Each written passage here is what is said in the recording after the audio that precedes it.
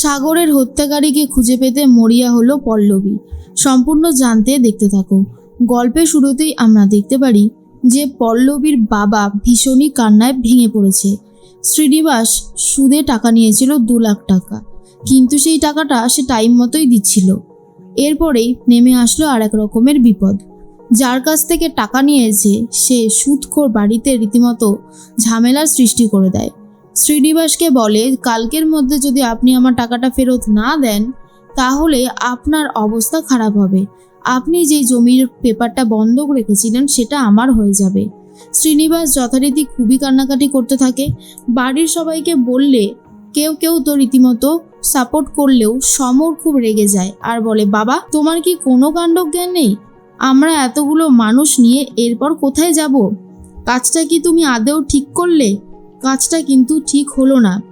এরপরেই তার বাবাকে সে নানান ধরনের খারাপ খারাপ কথা শোনাতে থাকে। পল্লবীও খুব কান্নাকাটি করে, ভাবে সে অসহায়, কারণ তার বিয়ের জন্যই তো টাকা নিয়েছিল শ্রীনিবাস। সেই জন্যই পল্লবীর খুবই খারাপ লাগতে থাকে। এর মাঝখানেই শ্রীনিবাসের ছোট ছেলে বলে, বাবা দাদা যে কথাগুলো বলল সেগুলো খুবই বাজেভাবে বলেছে, কিন্তু যে কথাগুলো বলেছে সেগুলো তো একদম ঠিকই বলেছে গো, তুমি আমাদের কারোর কথা ভাবলে না। এরপরেই প্রীতি বলে, আমি বলি কি যে বাবা আপনি না হয় আমার থেকে একটু সাহায্য নিন, না হলে কি করে হবে?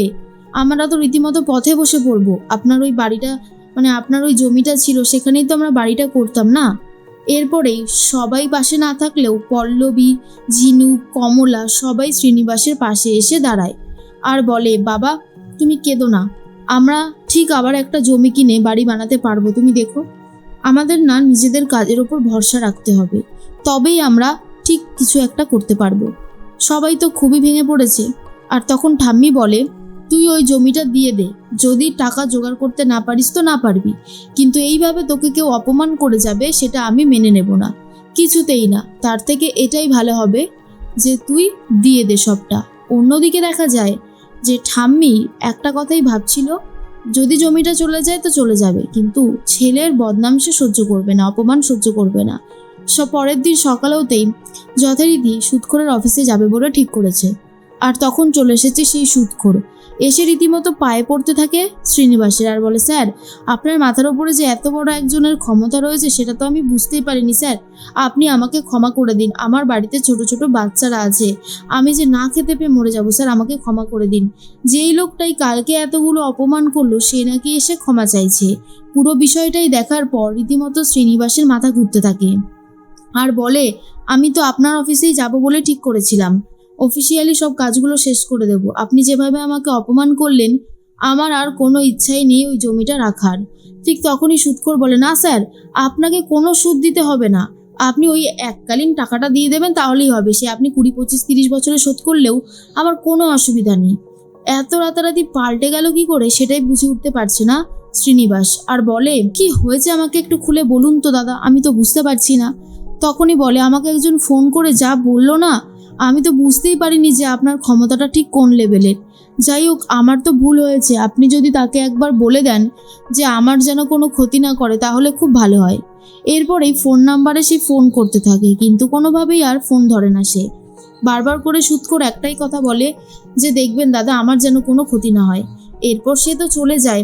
আর অন্যদিকে সমর বলে, কে যে আমাদের আড়াল থেকে হেল্প করে চলেছে, জানলে তাকে একটা প্রণাম করে আসতাম। যাক বাবা, অবশেষে জমিটা বাঁচানো গেছে। এরপর পল্লবীও কাজে বেরোবে বলে ঠিক করে। ঠিক সেই মুহূর্তেই ঠাম্মি বলে, শোন না শ্রীনিবাস, তুই ঝিনুকের বিয়ে তো দিবি একদিন হলেও, তা ওই ছেলেটা তো খারাপ নয়, তুই ওই ছেলেটার ব্যাপারে এবারে খোঁজ খবর নেওয়া শুরু কর। এরপর সম্রাট খাসনবিশ যেই কার্ডটা দিয়ে গেছিল সেই কার্ডে যে অ্যাড্রেস রয়েছে সেখানেই যাবে বলে ঠিক করে কমলা আর শ্রীনিবাস। এর মাঝখানে পল্লবী তো বাসে উঠে পড়েছে। পল্লবীকে দেখার পরের থেকেই আদি রীতিমতো ফিদা। আদি জানেই না প্রীতির ননদ হয় এই পল্লবী। আদি এটাও জানে না যে গাড়িটায় অ্যাক্সিডেন্ট সে করেছিল সেই গাড়িটাতেই ছিল পল্লবীর হবু বর, যে কিনা অলরেডি মারা গিয়েছে। আর এই অ্যাক্সিডেন্টের পেছনে যে হাত রয়েছে আদির সেটাও এখনো পর্যন্ত পল্লবী জানে না। কিন্তু পল্লবী প্রতিটা মুহূর্তে একটা কথাই ভাবে, যারা আজ আমার সাথে মিঠির সাথে এত বড় অন্যায় করেছে তাদেরকে সে ছাড়বে না। যথারীতি বাসে পল্লবীর সাথে কথা বলার চেষ্টা করে আদি, কিন্তু কোনোভাবেই পল্লবী কথা বলতে চায় না আর বাস থেকে নেমে যায়। আদি তখন বলে, আসলে আমার ওপরে মনে হয় খুব রেগে রয়েছে, তাই আর কি কথা বলতে চাইছে না। এর মাঝখানে কমলা শ্রীনিবাস চলে গেছে সম্রাট খাসনবিশের অফিসে। সেখানে গিয়ে রাজকীয় অফিস দেখে, এত লোক দেখে একটু হলেও ঘাবড়ে যায়। কমলা বলে, বাপরে, এত বড় অফিস, এত বড় অফিসের মালিক উনি, তাহলে তো অনেক দায়িত্ব একেবারে সামলাতে হয়। কিন্তু আমি শুনেছি ছোটবেলা থেকে নাকি উনি ওনার মা বাবাকে পায়নি, এত কিছু চেষ্টা করে ফেলেছে। সত্যি ছেলেটার ট্যালেন্ট আছে, মানতেই হবে এটা।